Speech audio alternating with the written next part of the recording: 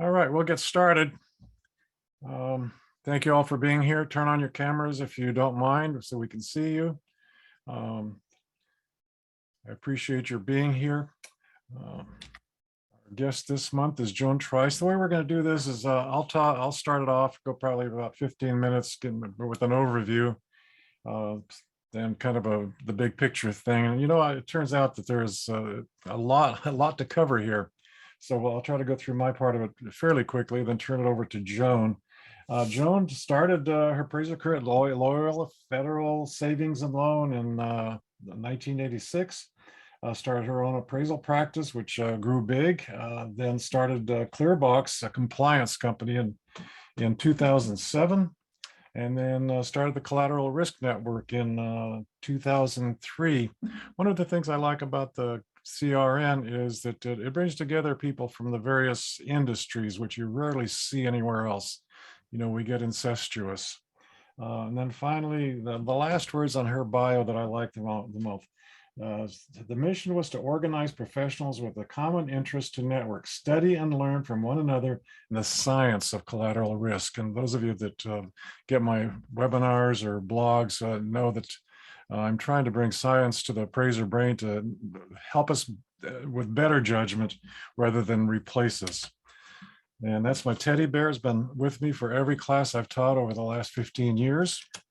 Still doesn't have a name. We also have the asset analyst report, which is a couple of $100 a year, but gives you a half price discount on the classes and things like that.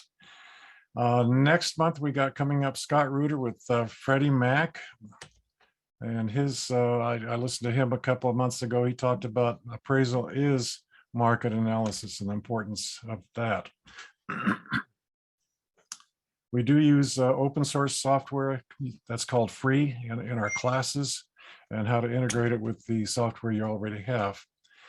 Started this out about 6 or 8 months ago, and I did a webinar on price indexing, and we got almost exactly 1,000 people sign up. It was incredible.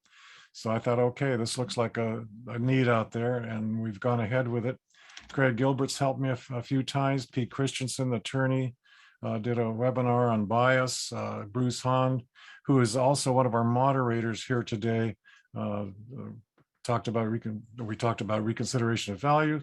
Lyle Radke was here a couple of months ago in December on coming changes. We'll talk about that very briefly before. And then I really appreciate Ann O'Rourke, who advertises our work here, Isaac Peck at OREP, the National Appraisers Forum, Steve Smith, my good friend, Craig Gilbert, who just helps everywhere, and Joe Lynch, who is also a moderator on here. He just got elected to the corporate president of the Real Estate Appraisers Association. I want to remind you, we take no advertising, so we don't owe anybody anything. I don't mind irritating people because that's how the world moves forward. Somebody's got to scratch. Lyle Radke talked about things you need to know: bias, reproducibility. The first time I've heard that word coming from a major organization like Fannie Mae, and evidence-based analysis. Last month, we had Tim Anderson, appraiser's advocate, talked about the conflict between the definition of highest best use, and also talked about ANSI a little bit. Next month, Scott Reuter talking about, that's wrong. That's what Joan's doing. So anyway, Scott Reuter's coming up next month. There's a pretty picture of Joan, and I like it, Joan. So there you are. Should be talking about regulatory. Well, that's our topic for today, is the complexity of regulatory stuff, which we're all familiar with. Joan has testified a couple of times in front of congressional committees. The thing I really loved was her spaghetti bowl of lines going between the various regulatory entities and functions. It's just incredible how complex that is. This is me. I'm semi-retired. It was an accident how I got into the statistics, data science stuff. I was already an appraiser and went back to school, and for 15 years I took basically graduate level classes in statistics, econometrics primarily, a bit of computer programming, GIS, and risk analysis. I took a couple of insurance courses from the math department of all places. from a professor who used to teach at the University of Moscow. Just a quick story there. He talked about how difficult it was to teach personal profit motive in a communist country. That was always interesting, how the workarounds they had to do to teach the stuff properly. Lyle Radke said this at a group, the Housing Wire group, I believe. I'm not sure he would say that in front of a group of appraisers, but trust me, the audience laughed. Appraisers can't rigorously explain exactly what they're doing. So we're working towards that. And Scott Reuter said appraisers need to spend time on developing a market conditions analysis in the appraisal. It's truly the backbone of the appraisal. And I certainly like that because that's the core of what we teach in the stats, graphs, and data science classes. Lyle also said, we've got to reduce the potential for bias. The bias has been a big topic lately also. How do we do that? And he's talking about the technical side. We need to be factual, objective, create reproducible work which can be audited, not judged for its believability. As it turns out, those are essential elements in good data science. Just a quick overview of what is stats, graphs, and data science. I especially want to be clear on what science is, because so often I hear, I don't need that science stuff. I know a good comp and I see one. Well, this is how to make your vision of what's a comp better. Science. Science is a systematic study by observation experiment, but it has to include an expert in the scientific method and in the field of study. That's you. That's me. Data is the source of our information. Anything that can be measured, counted, or put in sequence, in order.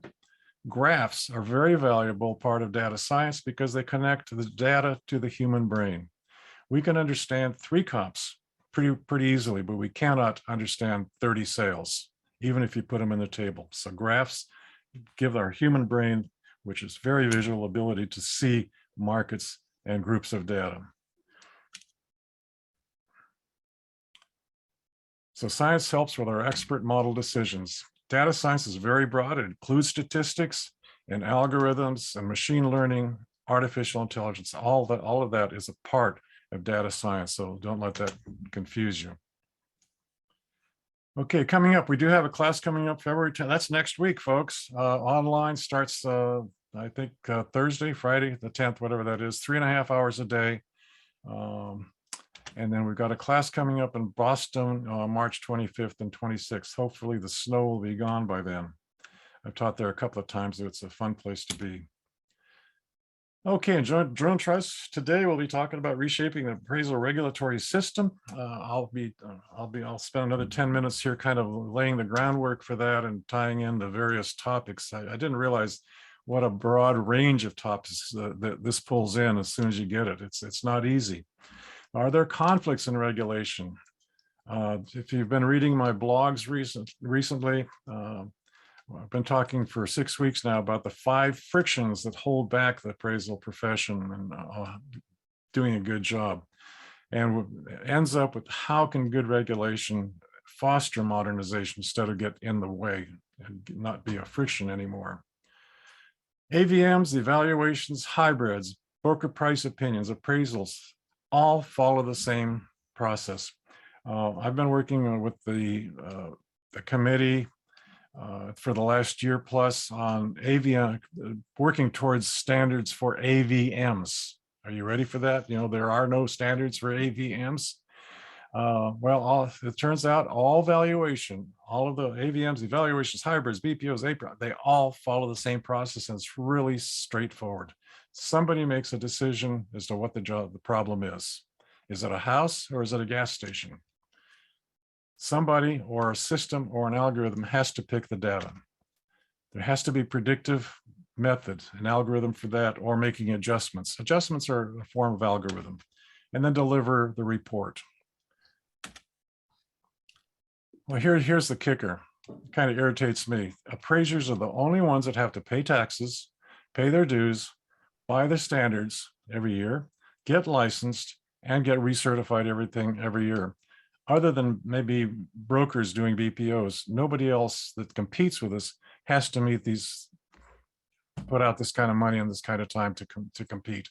So theoretically, we're the gold standard, and yet government regulations and taxes tax us the most. So that's irritating to me. I don't like that. Some of you may know I've written a couple of peer-reviewed journal articles on the 1004MC and how bad it was that it could actually give you results in the wrong direction, much less the wrong amount. So there's a lot of conflicts like this we talk about in my webinars and elsewhere. Inferential statistics, which require random samples. Appraisers do not take random samples, and yet that's what some of our education forces us to teach and learn. There's a conflict between standard 1 and how you do an appraisal and what the standard 3 requires a reviewer to do. They don't match. They don't match.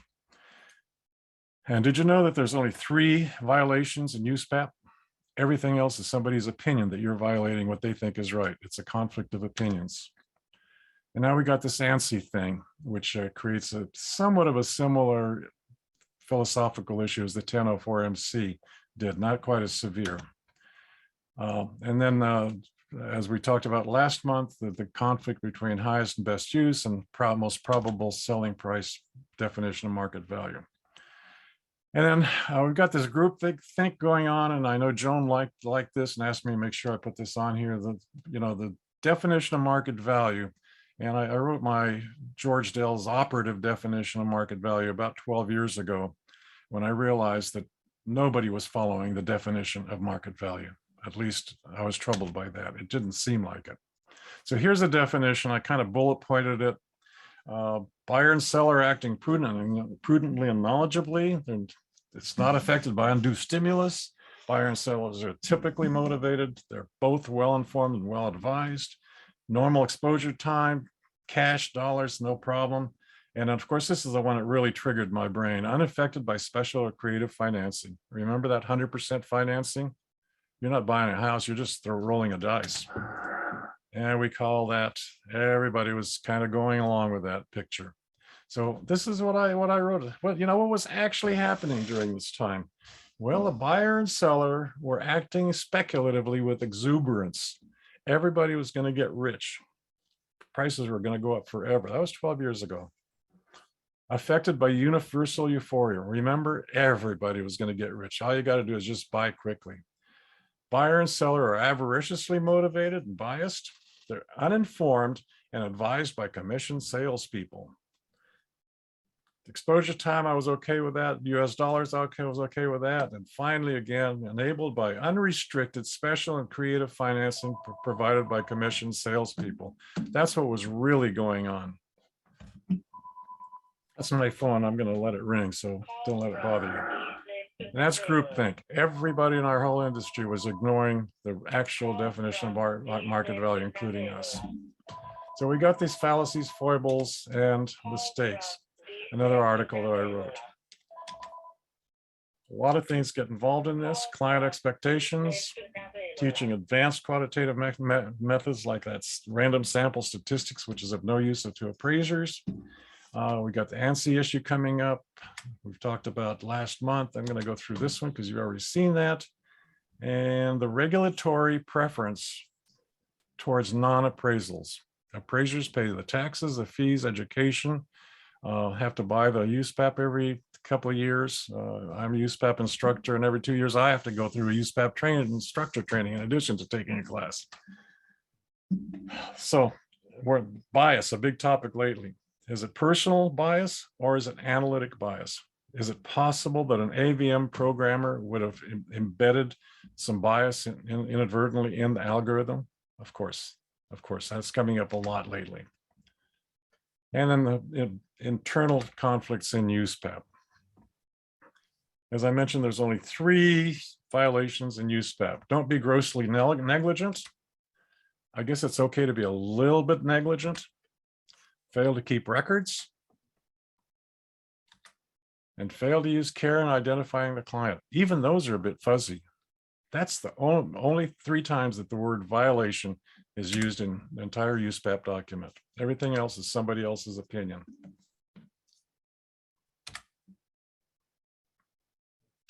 Measurement versus comparison.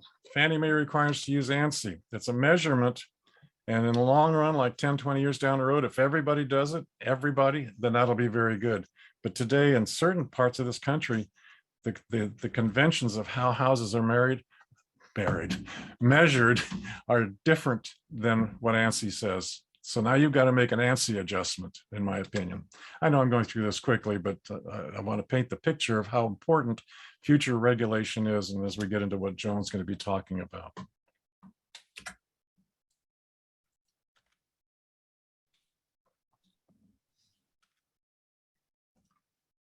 So, role of government reshaping the appraisal system, which is the title that Joan will be talking about. In order to kind of get ready for this, I said, I was having difficulty. Well, how do I lay the groundwork for what Joan is going to talk about? Well, I Googled it. I started saying, well, what are the functions of government and what is the function of regulation? And wow, this is the first thing I ran into. If the function of government is to provide leadership. And suddenly my political antenna, Democrat versus Republican, went up and bothered me right there. Provide public services. Sure, we need that.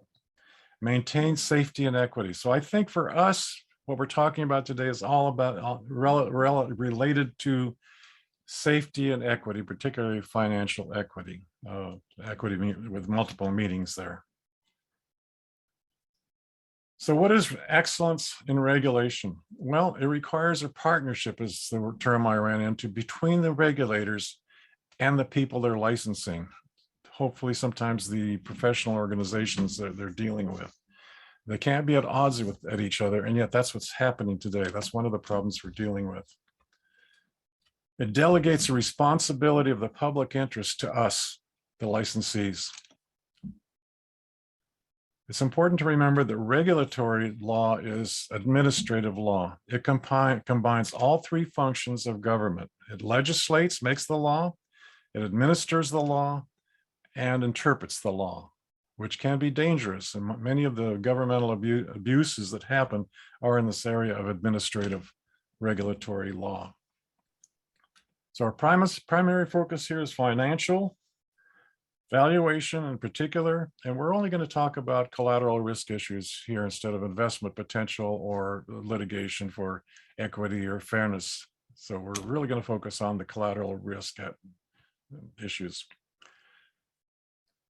The other thing I read was excellence regulation requires a development for writing new outcomes. And this is so relevant. Our government agencies headed by the Office of Controller of Currency are rewriting a lot of stuff. And here's what the person I read wrote. It requires the development of clear outcomes. What do they really want to happen to serve the public trust? It's got to be a comprehensive plan. It's got to be detailed enough to deal with real issues, including all the different players we've got on here, the differences of industries that conflict with each other or cooperate with each other. And finally, this is a system for measuring outcomes. That's always hard, but you got to have something to say how good is, what kind of results we got. 20 years ago, we wrote some laws, and then 12 years ago, you know what happened? It was we had failure. It messed up the economic system even worse. So we need clear outcomes. What is being measured? We're striving with appraisals for accuracy, trueness, sureness, and usefulness to the client. So clear outcomes. A comprehensive plan for regulators must consider the current inertia, things, and in my blog, I've been writing about the 5 frictions being the process, all the practices we all grew up with, education, which continues teaching the old practices, standards, which put those in writing in kind of a believability, I think a vague way, and then regulations, which then put that into law and enforce it. But we also have client expectations, the pressure of clients and what they want. Most clients, review appraisers, come from the same place we did, and they've got the same habit and groupthink going on that we do. Detail and strategy for regulation must consider these players, the professional organizations, the 50 states plus 54 different administrative state-like organizations, plus the government agencies like VA and FHA. Lenders, the GSCs, Fannie and Freddie, and our legal system all need some detail, and it needs to be considered. So the regulator's job is not easy. They're challenged both by challenging the changes we've got from the past to working towards something good for the future. And we got private and quasi-governmental entities like the Appraisal Foundation writing standards and rules for licensing. Finally, measuring outcomes. What could be measured? Can we measure housing adequacy? That's an issue today. Fairness of providers, risk regulation. What we do really is all about risk for our clients and bias, a new but hot topic. We should be unbiased all the way around, not just us, but our clients.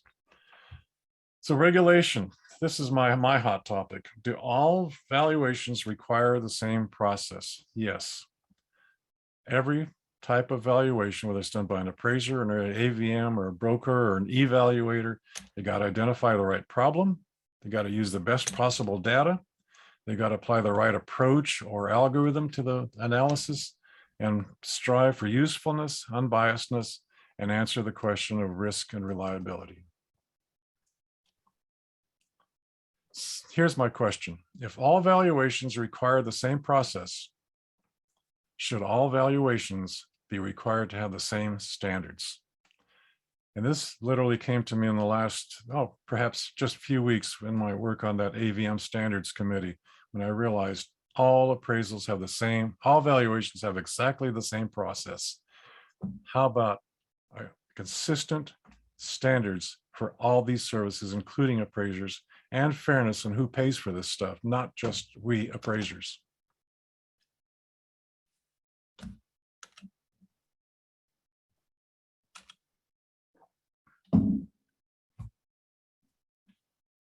Should regulation help merge the best of what AVMs have to offer and what appraiser judgment is involved? My answer, of course, is yes. Those of you that have had my class, that's what we're trying to do is sharpen appraiser judgment and make it better.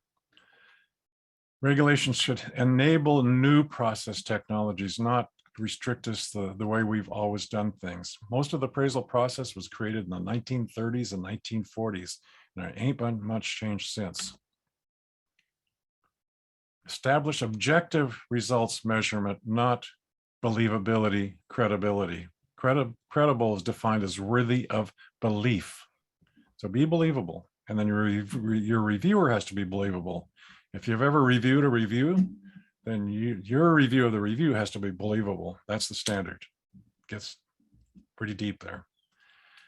And it should encourage progressive education rather than hold it back. It's cheap and easy to just regurgitate the old stuff. It's very expensive. Trust me, I try to teach this, and Cindy, who does all my approvals, try getting approvals through 54 organizations and states, some of which don't return phone calls, don't return emails. I know one application she put in November, called him back in December, and finally just this week called the phone number that's supposed to give you access to the person that runs the automated system, and the phone number is disconnected, folks.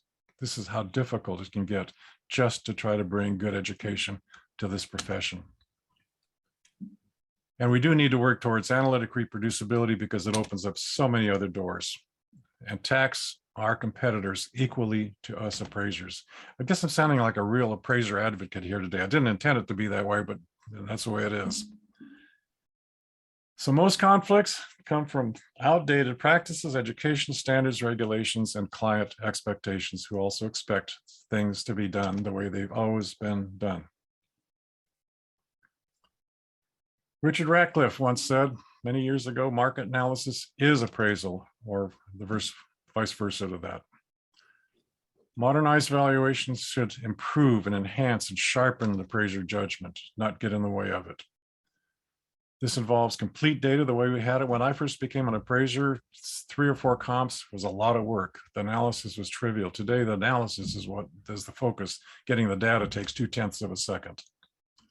We visualize using graphs and visuals. Done right, this severely reduces the potential for bias, both personal bias and analytic bias. But best of all, it enables appraisers, us, to sell other things. We can do price validations. We can do forecast values, real-time revaluations, risk reliability scoring, investment options, process audits.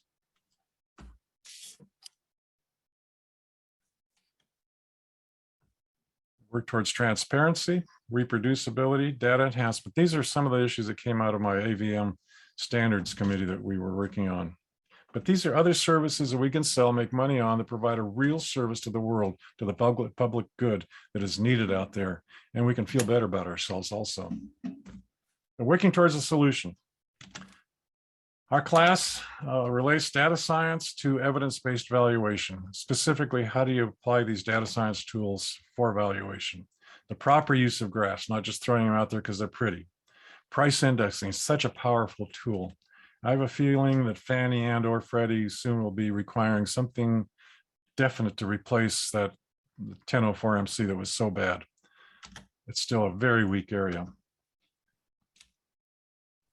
Price indexing is very powerful and helps in other areas.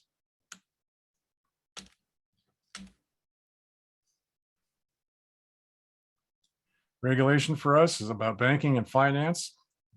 For us, appraisal. It affects federal levels, state levels, quasi-governmental agencies, and even client guidelines like the GSEs have. Those get incorporated as a standard, in particular Fannie and Freddie. Remember what Lyle Radke said, factual, objective, reproducible, auditable is what they're striving for. These are exactly essential elements of good data science. And Scott Reuter, who will be here next month, I asked him primarily because when the last time I heard him, about 8 or 10 weeks ago, he was talking about price indexing. Forecast values is something they will need from appraisers in the future, and some measure of the reliability or the risk, reconciling how reliable is this result.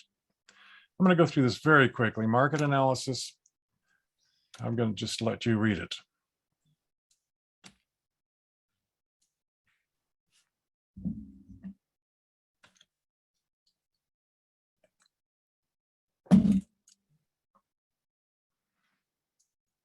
We explore the data first in data science.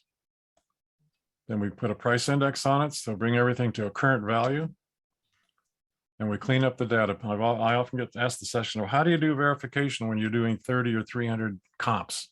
Well, it's called cleaning. It actually goes beyond confirming or verifying. It's different.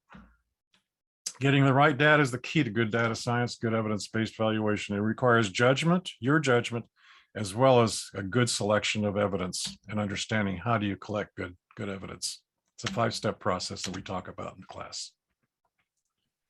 We have 2 primary graphs, just about a handful more slides here, then I'm going to turn it over to Joan. The histogram, which shows a distribution of, in this case, sale prices in a particular neighborhood. Can be living area, site area, anything you want, but sale price alone helps a lot. And the scatter plot, which looks at 2 variables related to each other. And I see John Ferris just turned on his picture. I wish I could recognize a whole bunch of other people. John is very active on our community of asset analysts. He does nothing but residential work, and he's very advanced on the use of our studio, the analytics package that we begin to teach in the stats graphs and data science class. So the scatter plot's 2 variables. In this case, it's prices on dates, and that's a starting point for a price index time adjustment. The histogram, this basically the red is your initial selection, the red bars. Notice the sale prices here. These are groups of sale prices. From that, you identify the competitive market segment, which would be the blue-green down here. And it shows you exactly how the competitive market fits within the data you initially selected. And then it's so easy to plug a linear line here, an up and down line to where your subject property is. And my gosh, this one picture tells the whole tale. The first time I saw this or something like this, John showed it at one of our annual meetings of the community of asset analysts. This is a box and whiskers plot. It's great for comparing 2 neighborhoods or 2 similar. It's kind of like group pair comparison. Actually, it is group pair comparison, but with a lot more attention paid to getting the data exactly right. The difference between the vertical lines in the middle of the boxes are your medians. So if you got two groups, the difference between the two medians is a good indicator of the location adjustment in this case. And we do emphasize price indexing because it covers the whole process from beginning to end. It just provides a lot of advantages. Fast and easy, improves other adjustments, increases the useful data set because it brings everything to today's value, connects old ways of thinking about appraisal to the new ways, and it requires and integrates market analysis. And it underpins the principles of data science. Here's a scatter plot with a simple regression line on top of that. Behind that, there's a formula, which is your time adjustment given that data. It's real simple. You get a result that's dollars per day. If your comp was 100 days old, you just multiply by 100, and that's your time adjustment. So we go into that in my class. We do that several times in class. So here's again, why market price indexing is important. I'll just leave that up here for just a second and then go on.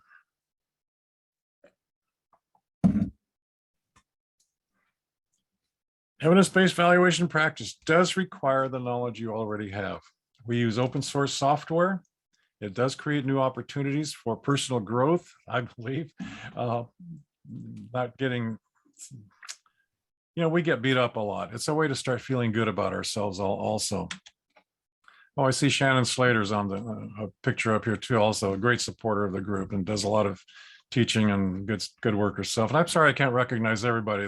There's so many friends on here. I really appreciate it. So our studio is the software package we use. It's open source. It's free. It was designed from the ground up for data analysis.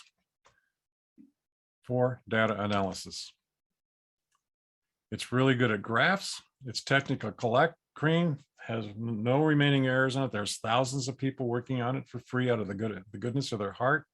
And it's a lot more fun once you get the hang of it. And did I mention it's free? We also bring in the importance of critical thinking. Besides the knowledge you have, the ability to think through the scientific method, I guess you'd call it. I can't remember who said that. It's the awakening of the spirit. But critical thinking involves reasoning, evaluating, problem solving, decision making, and analyzing. It requires a tolerance for things that you're not so sure about. So what we do is we try to measure the uncertainty, measure the variation, measure the standard deviation. And with that, I'm going to shut up. Aren't you happy? I would like to turn it over to Joan Trice. We're going to take about a 20-second break here while Joan takes control of your screen. And I want to thank Joan for agreeing to do this. She has testified at least a couple of times in front of congressional committees on this very topic. And off you go. Joan, are you there? I am. I think I am. I think therefore I am, right? Yeah. All right. Okay, you got it. I do. Did you still want to take a break or just keep on moving? No, anybody need to go to the bathroom, go ahead and go. No. We've already kept these good folks waiting for this incredibly challenging topic. Although, I think like any other industry, we're also insular in that we speak to our peers, our fellow appraisers, even other stakeholders, but I think we probably don't understand how others perceive the profession. And so we're going to talk a little bit about that. Can I interrupt here? Yes. We are open to questions. You need to post them. Cindy, are you there? You want to tell people how we're working the Q&A part after Joan is done? Yeah, post your questions in the chat. Address them to Joe Lynch. Or if we think Joe's getting a little overwhelmed, you can send them to Bruce Hahn. They're both co-hosts and moderators. That way we can kind of keep it down, control, so we don't go nuts. So there's nothing wrong with Okay, going nuts. just click on the you know. chat and post your question there. We'll do our best to filter those and answer the most relevant questions we can. We can't get to all of them, sorry. Thank you, Joan. Go ahead.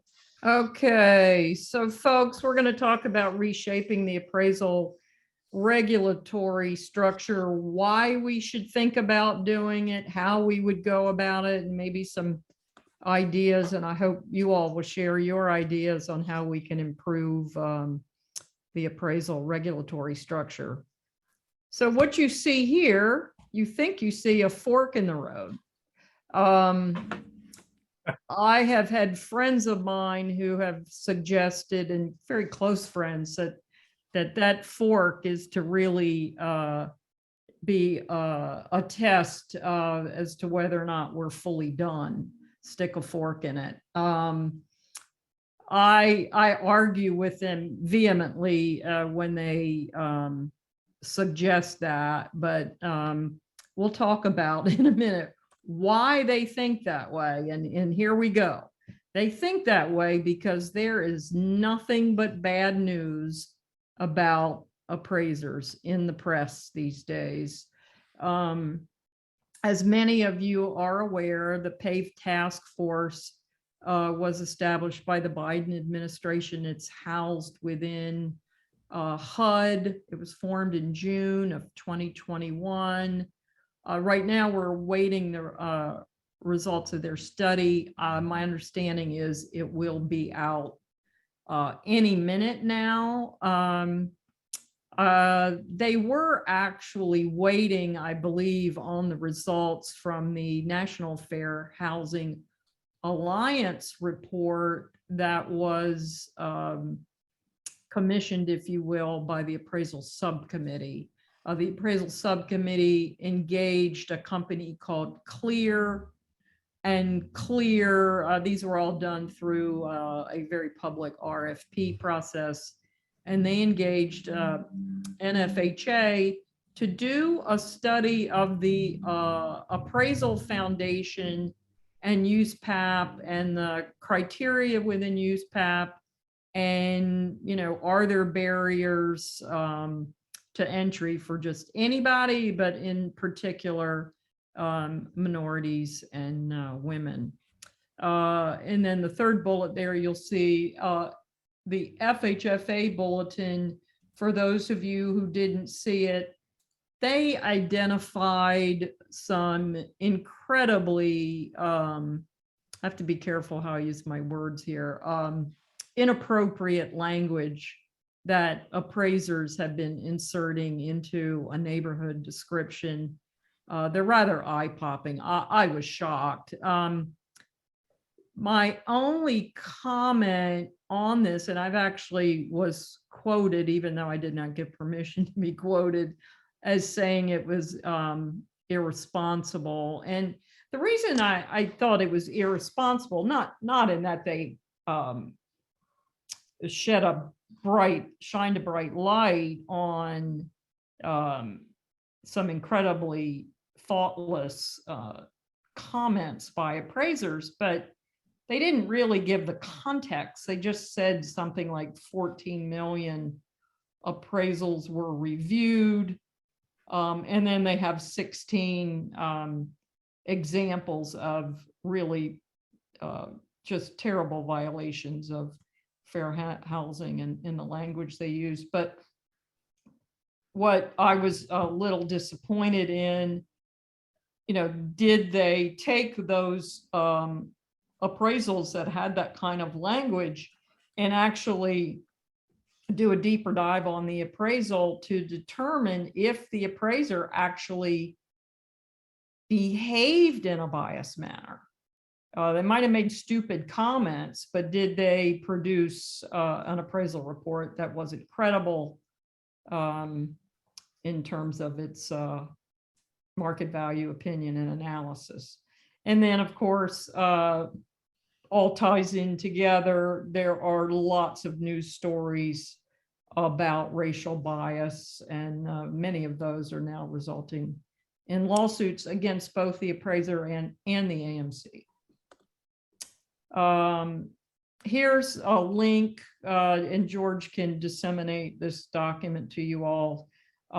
This is a link. It can be found on the appraisal subcommittee website. It is 83 pages long. It is not an easy read. It's an outstanding document. I agree with much of what they said. I really only take true exception to one particular item, and we'll get to that right here. Here's a summary of their findings.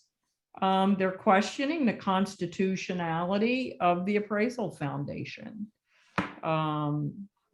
They identified that all the boards are insular, meaning they're really not bringing folks from outside the industry.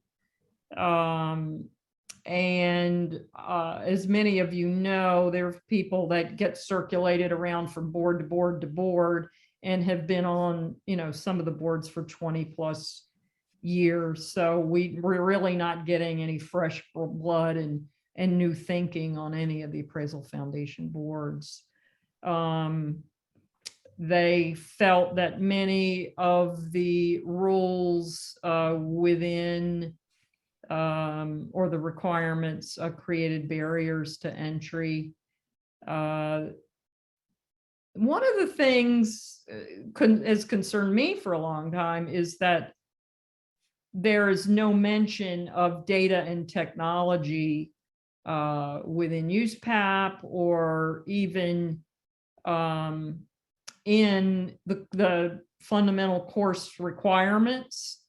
I know that in the past, as an education provider, and George outlined a lot of the issues with the education structure. You can't get a course. What if I wanted to teach a course on machine learning and how it might apply to valuation, the science of collateral risk?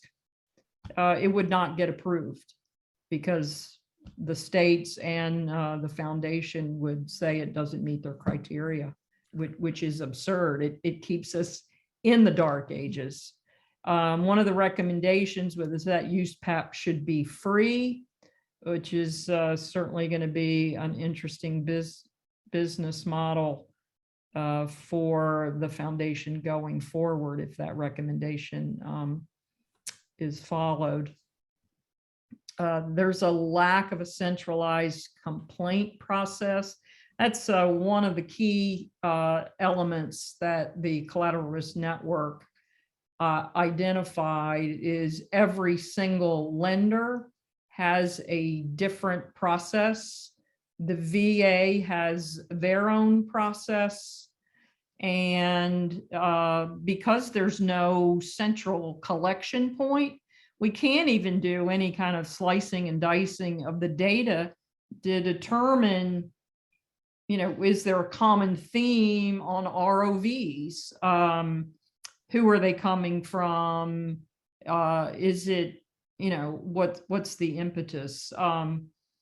And lastly, and this is why I have it in red, one of their suggestions was that they felt as though the consumer should be an intended user. And in their presentation, I protested rather vehemently. And in that, I think one of the primary problems plaguing the appraisal profession is lack of independence to report the truth on conditions, activities that you see on site, tell the truth about the value. We have some misaligned incentives on producing and telling the truth. And I think that's unfortunate. So if you interject the consumer as an intended user, I honestly think appraisers are going to be less inclined to tell the truth. Let me give you an example of that. If I'm appraising a hoarder house and I think it's not fit for human consumption, as the eyes and ears for the lender, I should be telling the lender that this property should be condemned. Now, to that borrower, that is the ultimate insult. And I can assure you, not only are the feelings going to be hurt, but they're going to be calling their lawyer, and you're going to suffer the consequences. So the unintended consequence, I understand where their heart is, but the unintended consequence of that is that appraisals, or the cost is going to double because of the liability that you're putting the appraiser in. And just like I think a realtor can't represent both the buyer and the seller, I really don't think the appraiser can serve two masters either. Their client is the lender and not the consumer. All right, so This is it. This is this it. is it, folks. This is why we're in the mess we're in. As George outlined earlier, one of the functions of regulation is to provide leadership. So would someone please tell me who is the leader? Who is the appraiser czar? Where are they sitting? And that, in a word, is why we are in the mess we are in. No one's in charge. No one's being held accountable. No one can fix it because nobody has the power to fix it. So if you think you find this confusing, and you know, or most of you know, what most of these acronyms mean, imagine the public gets an appraisal, which, by the way, a 1004 report should never, in my personal opinion, be given to a consumer. I think it's, look, I was an appraiser for 20 plus years, and with the UAD, when UAD was introduced, and it's now in code, and I can't read an appraisal report. So let's talk about who does rely on appraisers. Every single person or entity listed here, group, is a stakeholder, and they all have different motivations, some conflicting with others. But remember, the only person in this group that is required to be unbiased and independent and not receive a commission on the outcome of their report is the appraiser. But we are, I even put them at the bottom. If there's no, why is it appraisers are always at the bottom of the totem pole? All right, so let's talk about the structural flaws. As I just mentioned, every one of those stakeholders relies upon the appraisal report. They are non-intended users. No one is held accountable, and we have no single regulator. Again, that, in summary, is why we have this loss out of appraisal negative. But I know a lot of people are upset about PAVE and the negative attention appraisers are getting. I, interestingly enough, as uncomfortable as it is, I actually like for people to be uncomfortable. That's how you get change. And so I think all eyes on the appraisal process is a great thing, because now it gives us an opportunity to stand up, be held accountable, and say, hey, we have ideas on how to fix it. So you all know, are familiar with all of the reasons why people don't respect the appraisal process. All right, let's talk about, this really speaks to the why we should restructure the regulatory schema. US residential real estate is the largest asset class in the world. And folks, just think about that for a minute. The largest asset class in the world. Think about how tightly regulated the stock market is. And there are a lot of parallels between the mortgage-backed securities market and the stock market.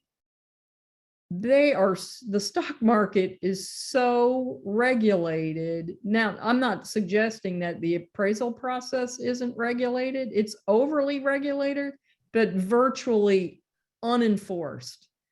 You don't know too many appraisers who've lost their license. In the last crisis, how many appraisers lost their license? Not a lot. In terms of our largest asset class, what do we know about it? Again, not a whole lot, and everything we do know, it's in a rear view mirror. You know, why is it I can turn on CNBC and I can see a ticker tape across the bottom? I can tell you how many shares changed hands in a given day, what the size of the market is it moving up or down?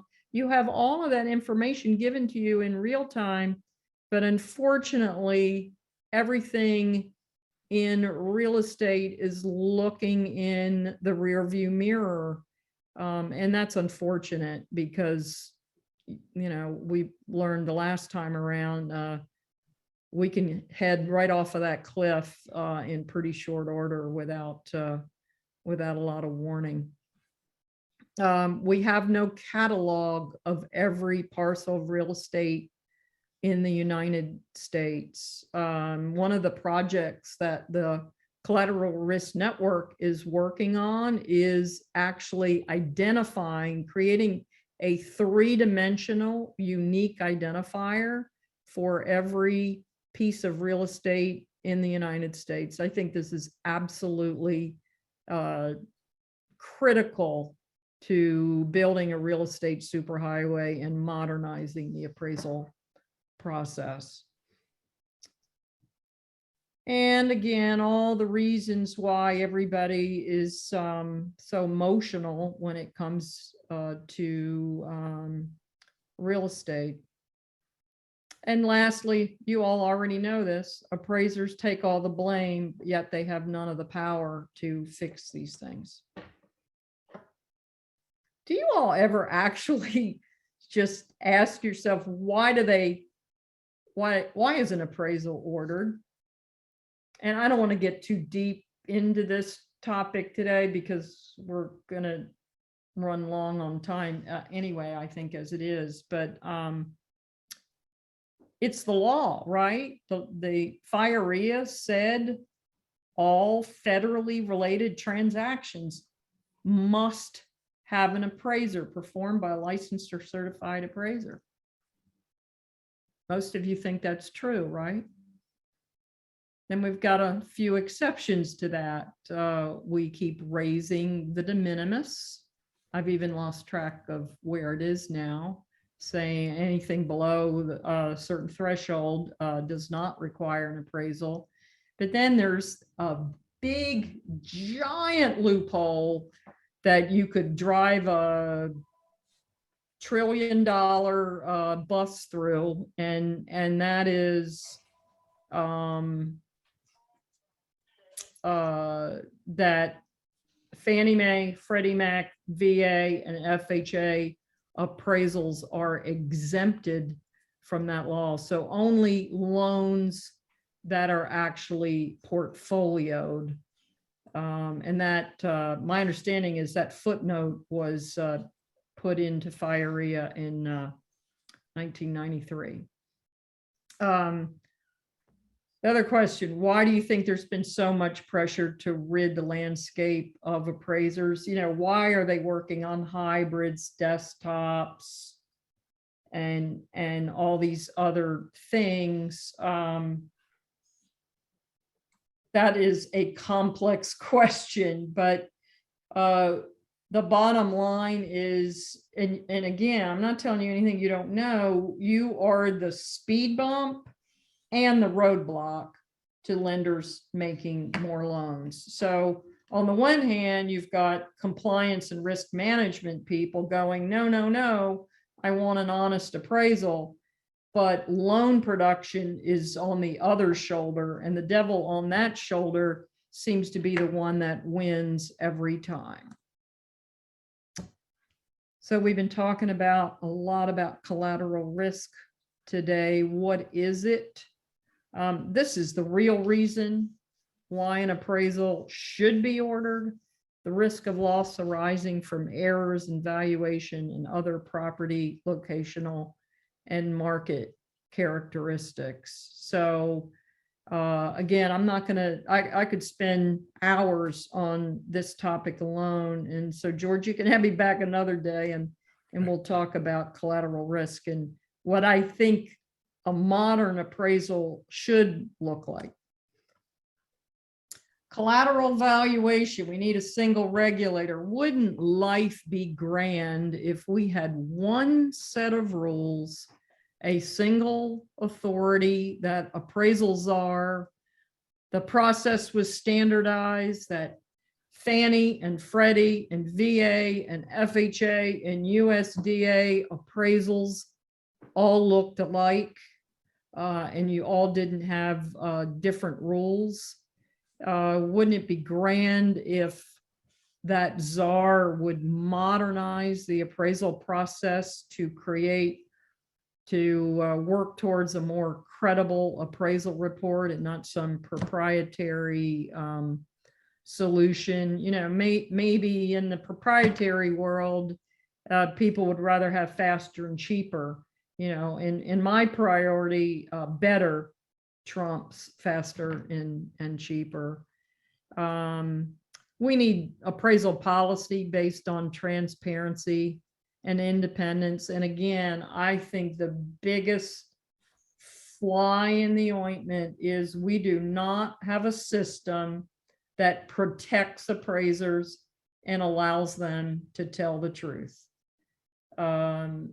And lastly, we need a central repository for all appraisals with access by every single stakeholder. And that's just not transparency for the sake of transparency. That's actually transparency that bleeds into the modernization. If the data was democratized, all of that data could automatically, there could be tools built where that data is embedded in the appraisal process, and you don't have to have 4 or 5 different screens where you're rekeying data in from MLS or from public records and your field notes into the appraisal. I mean, just rekeying in the manual entry in an appraisal report is, we're about 20 years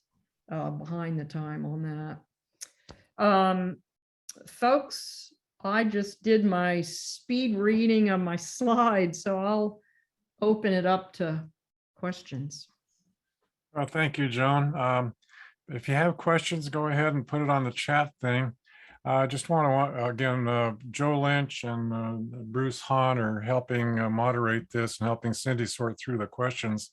Actually, I've asked Bruce, are you there, to just comment for a couple of minutes while the rest of you think up your questions and post them, and then Joe will help sort through those. Bruce, are you there? I'm here. Sorry, my camera doesn't work. It's a software issue. Oh, no. But I am here, and I just want to say thanks to Joan. That's a great presentation. Thank you. It strikes me, so for the last year, I do mostly commercial work, but I do residential too. I've reviewed over 400 commercial appraisals in the last year in 26 of the 50 states. And it's startling to see the differences that pop up. It's startling to see how bad some work is in some parts of the country and how good it is in others.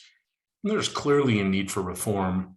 I think that the methodologies that you teach, George, are what needs to happen. It just, I don't see the will entirely yet. I sure hope it comes along to make these changes.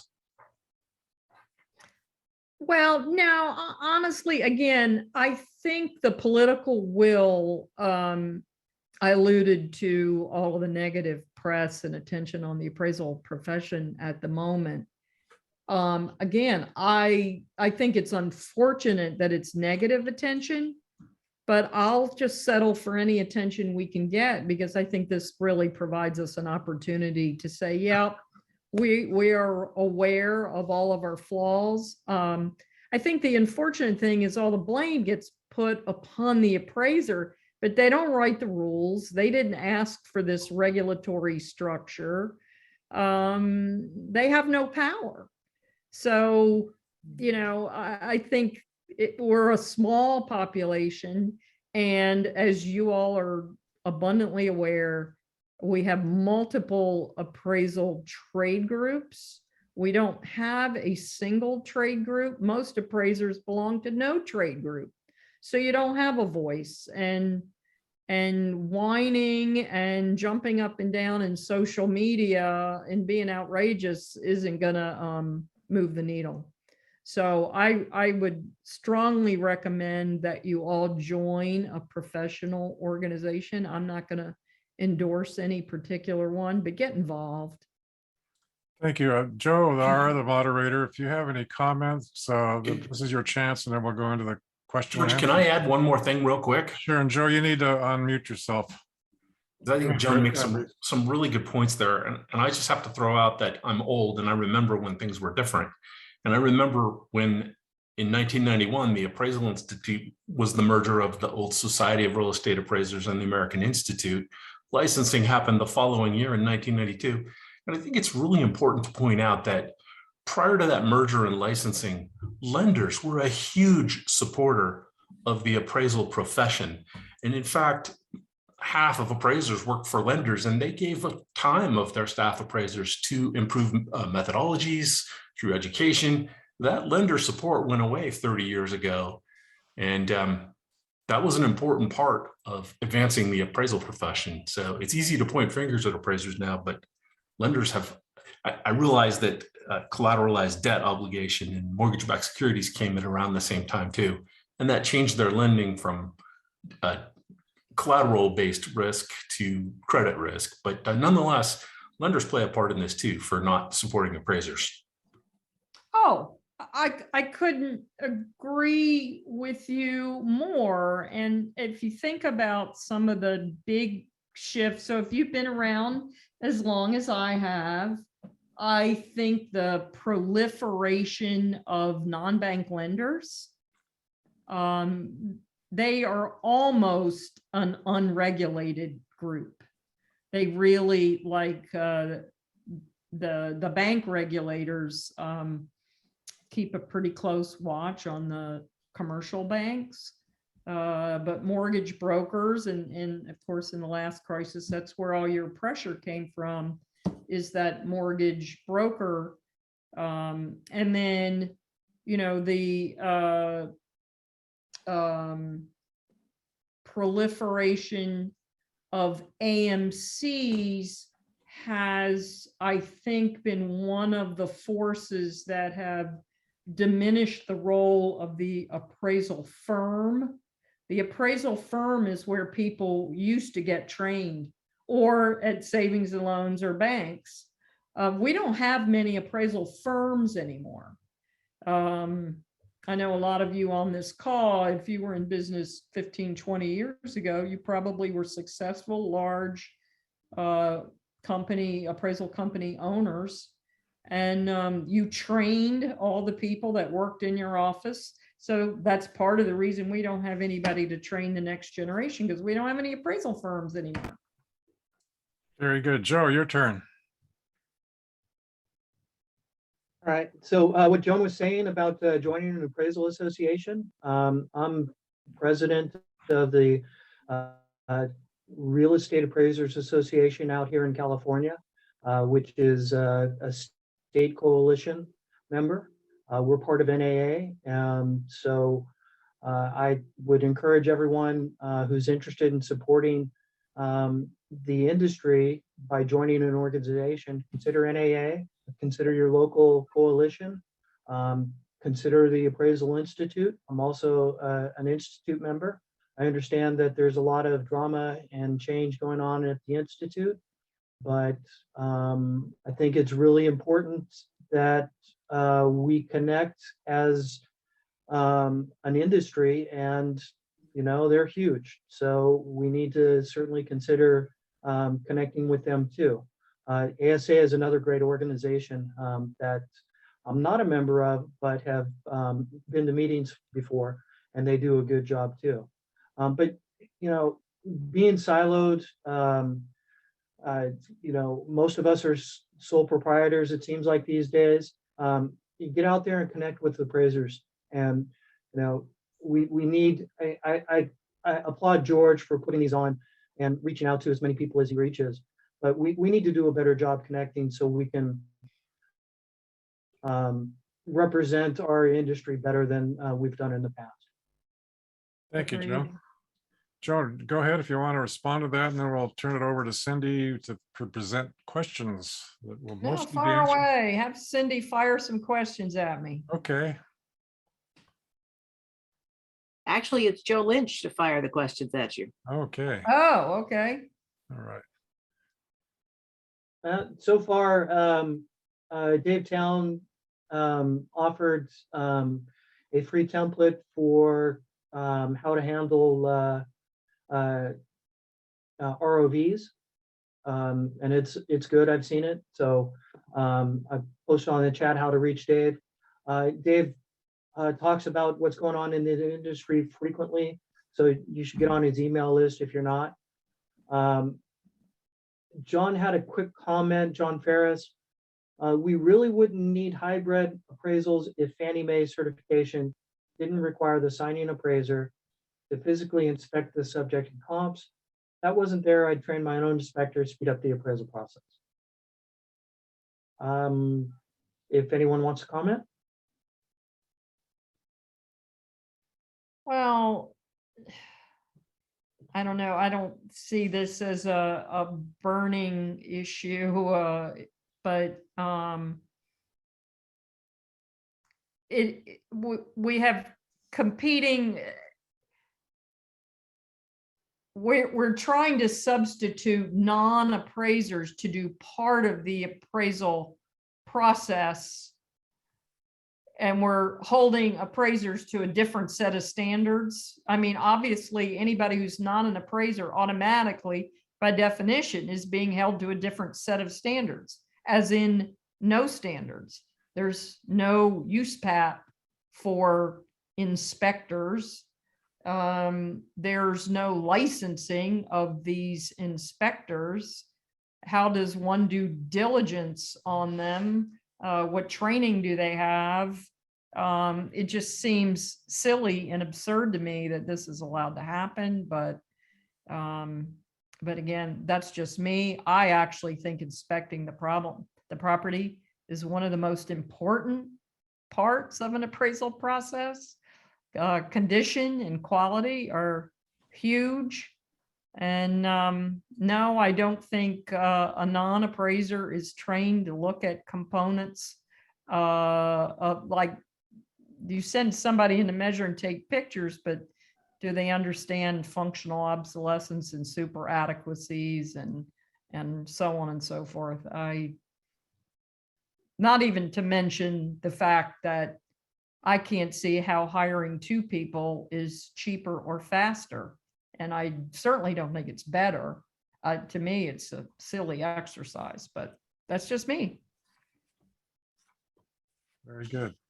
Next question, Joe. There are no next questions. Oh, Oh, no.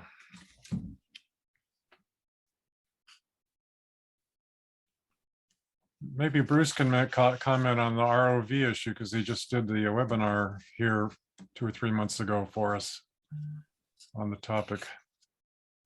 Well, yeah, I would just simply say this.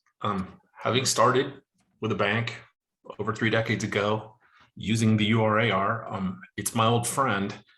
But as you already said, the data has changed so exponentially. It took a lot of work just to get enough sales to fill the format. And And I think George has brilliantly stated that the methodologies developed in the 30s and 40s they were brilliant at the time, but they're hopelessly out of date for the complete. We didn't have a complete market data set. We do now.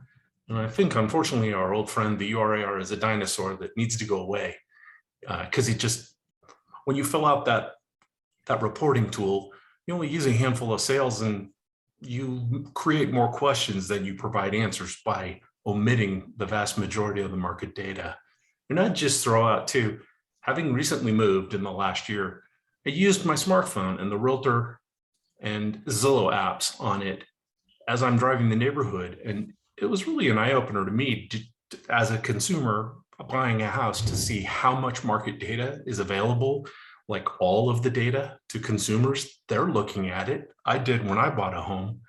And I think change is so necessary because we're not mimicking the actions of consumers. They're looking at more data than we are. So change is due. It's got to happen or we will be irrelevant. Yeah, they'll be sticking a fork in us, right? It just occurred to me, I'd been appraising for about a year and a half, and I learned a little bit, but I'll never forget going into a house that's in the neighborhood that I lived in. And I was trying to be diligent. So there was this big hat box in the shelf over the closet. And I moved it aside, being diligent. And lo and behold, there was this crack. It was about 3/8 or half an inch wide.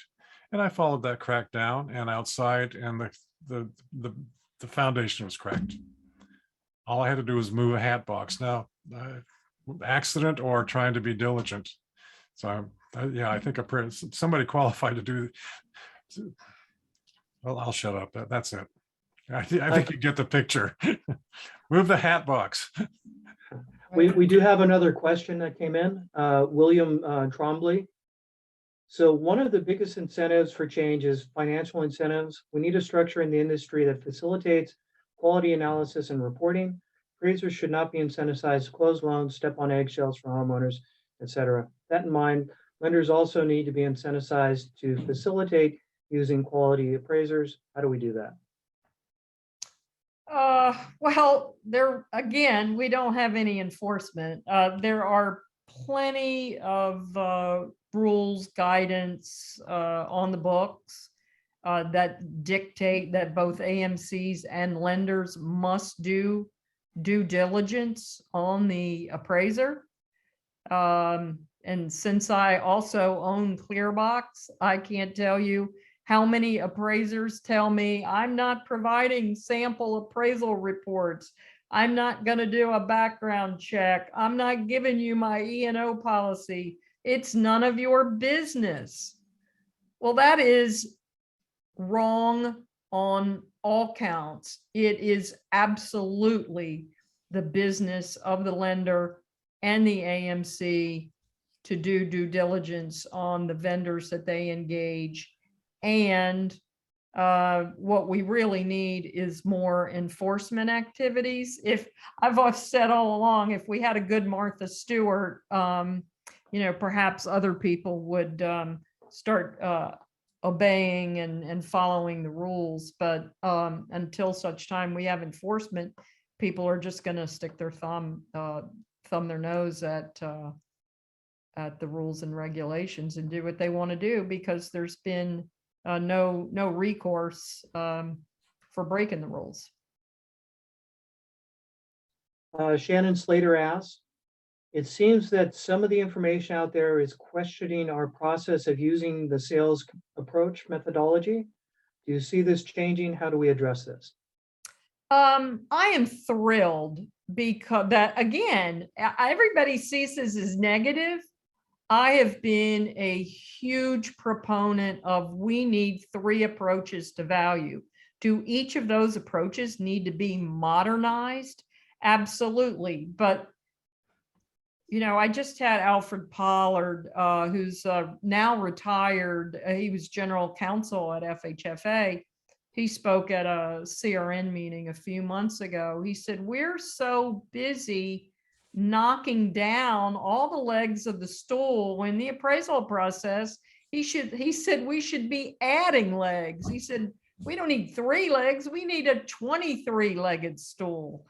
And I think the fact that we have one approach to value it's just the greater fool theory. All it is what some knucklehead paid too much for that house last week, and you're building in time adjustments, and there's nothing in the appraisal report today that identifies or flags that that appraised value has gone beyond fundamentals. And that's the kind of econometrics that we need to be incorporating. The appraisal report of the future needs to be a collateral risk report, not just a valuation report. And before everybody gets excited and say, Joan Trice has lost her mind, she wants me to be a risk analyst, that is not at all what I'm suggesting. I am suggesting within the appraisal report itself, we need to be asking appraisers the right questions. I don't think anybody has ever not bought a house or a loan has ever gone into default because there's double hung windows versus casement windows. I think that's a useless piece of information, but we've left out a big chunk of information, which I think is imperative if we're going to build a modern appraisal process going forward. Well, if I can jump in here for a second, this is George, and I have lost my mind.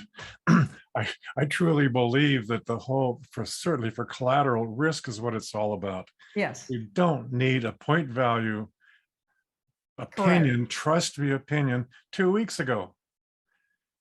And one of the fundamental issues here is actually called fundamental value. In the stock market, there's 2 types of traders: those that look at how the market's doing, they draw graphs and diagrams, and those that dig in and look at what the business is really worth and forecast out what they think it's going to be. And if I can mention, back in the 1930s, when we, after the Great Depression of 1929, I guess FHA was just started then, and they realized there was a lot of homeless people who used to own houses and the houses are empty today. This was a problem of economics, not of individual motivation or anything like that.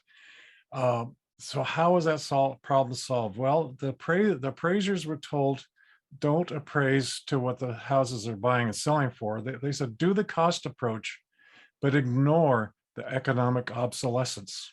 That was how FHA got started. And that created what today I call a fundamental value, or some people call it a sustainable value. And this is kind of being ignored in this bias and prejudice issue, is one side saying, well, look, most of us appraisers are saying, look, we're just reflecting sale prices.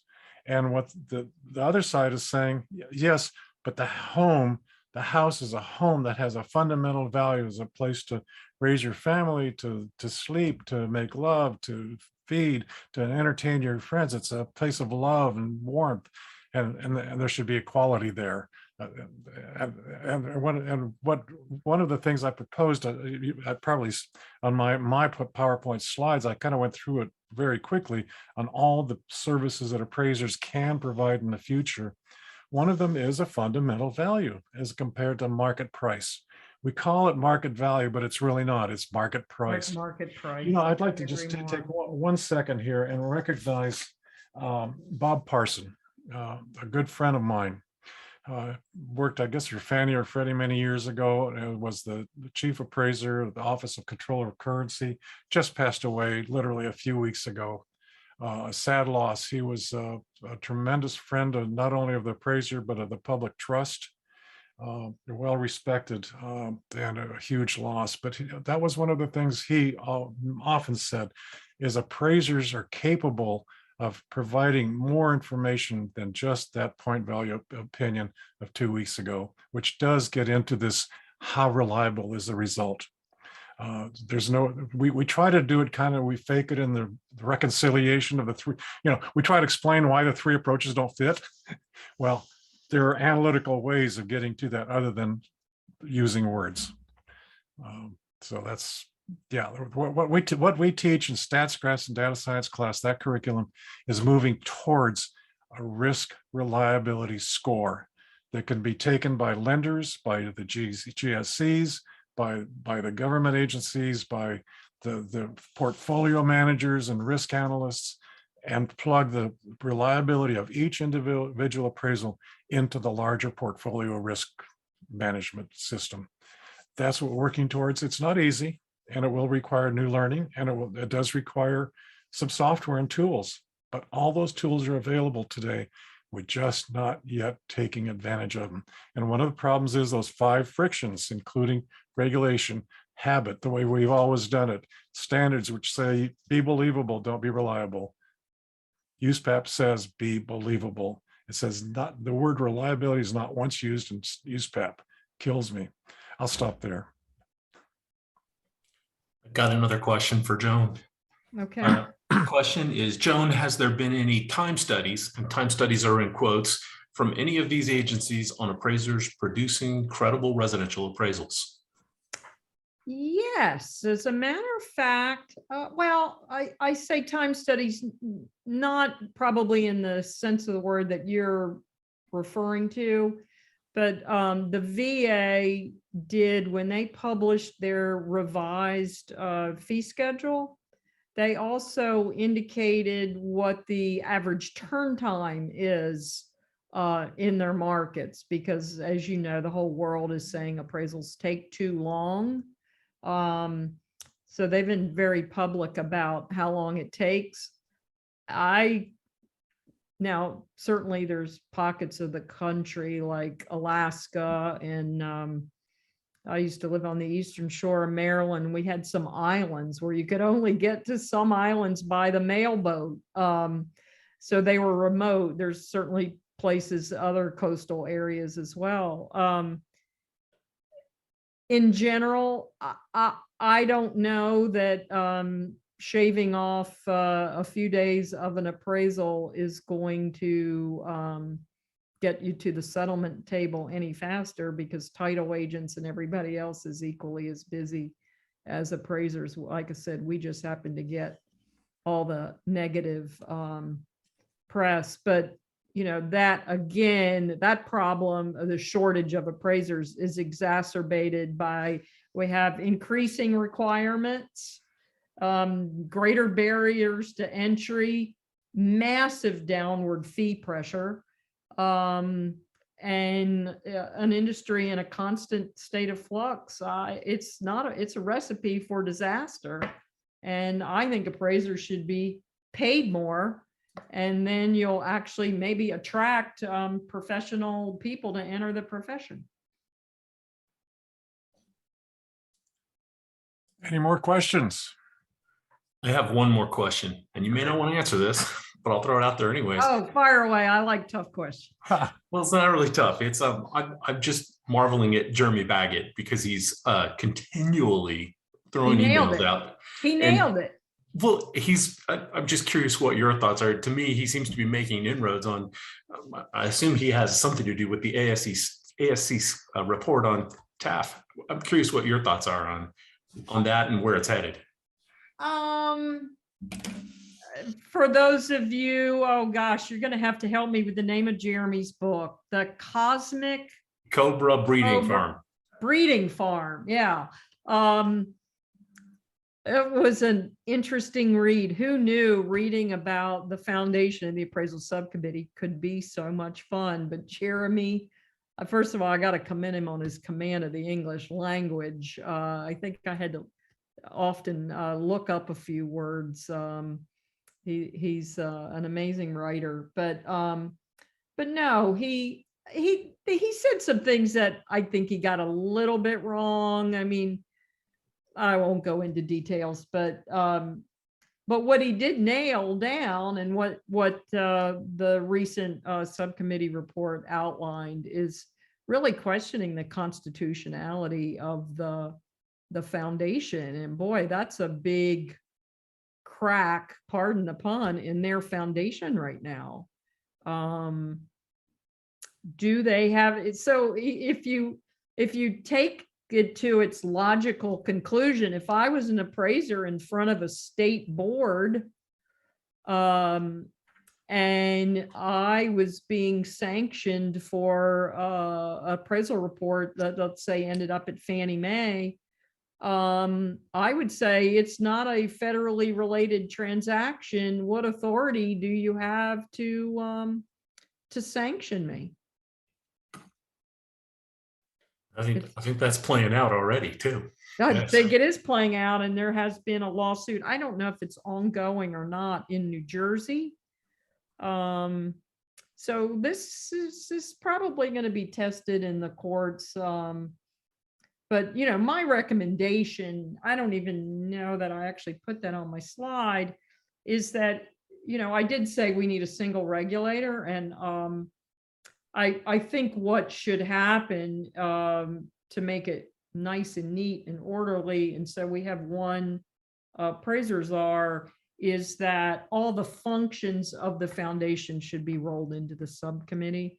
There's no reason that we need to have the foundation sitting over here who seems to be not fond of being audited or any oversight from the subcommittee. Very good. Thank you for bringing up Jeremy Baggett. I do want to mention that I talk to him regularly, and he is an intended guest for some time this summer. And if you're wondering what the Cosmic Cobra farm is, the story behind that is one of the 80 years ago, when the British controlled India, there was this problem of poisonous cobras killing people, biting them. And the regulators, of course, said, well, we got to solve this problem. So let's put a bounty on cobras, and people that bring in cobras will give them X number of dollars per cobra. And of course, it worked really great for a while. But there were some capitalists who decided, well, wait a minute, I can grow cobras and their gestation period is only 2 months. So guess what happened 2 and 3 months later? A lot of baby cobras started showing up. The government, the unintended consequence again. Oh my God, we got to fix this new problem. So what did they do? They said, no more bounties on cobras. What did the cobra growers do? They released their cobras. Right. And suddenly there was 10 times the population of cobras, and it cost the taxpayers money. Boy, that makes me, no wonder he used that as an example. That's what Bureaucrat brilliance. Yeah. Well, but here's the problem with my proposal. It's not just mine. I mean, the CRN has published articles about how we think things should be reformed, but in this case, we're relying, in order for these changes to occur, it's going to require legislation. And gee, how do you think Congress is getting along these days? It's been a while.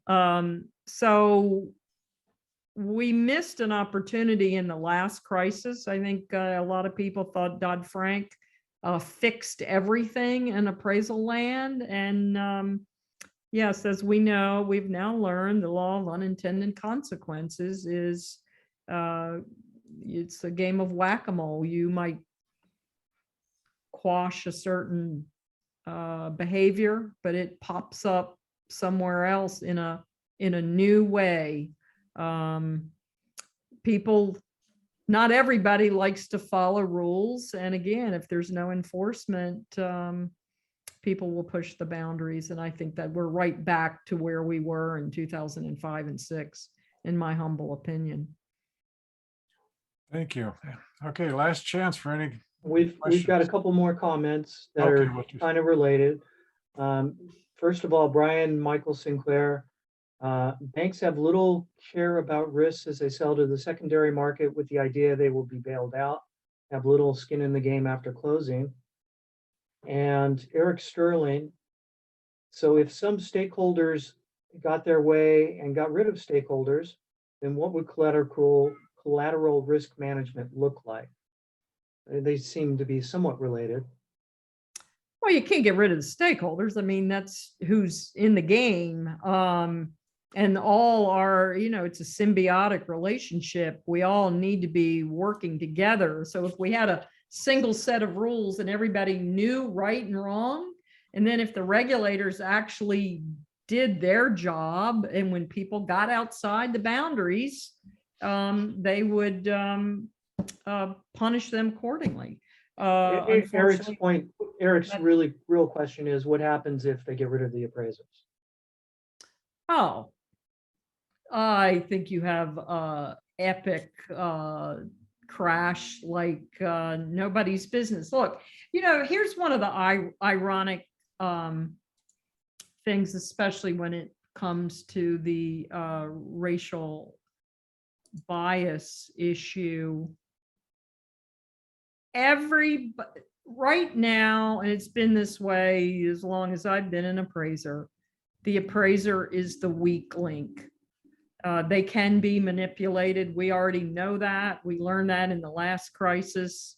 And that's how we ended up with Dodd-Frank and customary and reasonable fees, and inserting a third-party AMC in the middle to try to get to appraisal independence.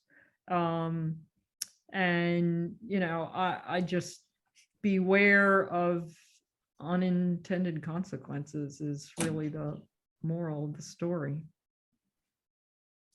Very good. Any more? Well, I just want to thank Joan very much and some of your team. We have 3 people from your team. We got Karen on here, and Iramar, and Jim Morrison, who does the interviews on your webinars, or whatever you call them. Last chance for a last question, then we're going to say goodbye. Go to georgedell.com, send me money, take our class, get with it. We really are working towards the future. We're starting to get support. I'm serious, from Fannie and Freddie in particular. Come back next month. Scott Reuter will be here. And I think that's it. So thank you again, Joan, and thank you all for being here. And Ron Stollers, I want to point him out. He's been a great supporter for 20 years. From my earliest class 16 years ago, he got us into Arizona. Thank you. And Joe and Bruce, thank you for being moderators here and helping out with the class. The rest of you go home. Thanks for having Thank me, you. George. I appreciate it. Bye, Susan. Thank you, Joan.